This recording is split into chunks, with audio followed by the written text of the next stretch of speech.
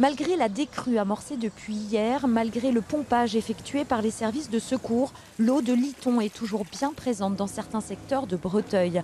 Dans cette propriété, elle stagne encore dans le bureau, l'atelier, le garage et le jardin bien sûr. Quand il y a des orages, quand j'ai 5 cm dans le fond de ma cour, c'est tout. Mais là, 1,20 m, non, c'est jamais. Jamais, et je suis né à Breteuil, je n'ai jamais vu ça. Dans cette rue, à proximité du camping, certains voisins ont même dû quitter précipitamment leurs habitations. L'eau est arrivée comme une vague, emportant sur son passage des grillages, des objets, détruisant les murets, les canalisations. Cette famille a dû faire évacuer ses 3 enfants à l'aide des pompiers. Pour elle, les prochaines semaines s'annoncent difficiles. Sans eau ni électricité, ils vont devoir quitter les lieux.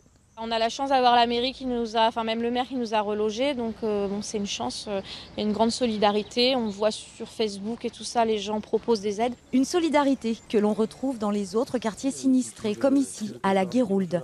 Les voisins s'épaulent, se réconfortent, il faut panser les plaies, surtout quand les dégâts sont considérables. Garagistes, réparateurs, pompiers, chacun vient apporter son aide. Quant aux sinistrés, il ne reste plus qu'à attendre les experts en fin de semaine avant de tout nettoyer.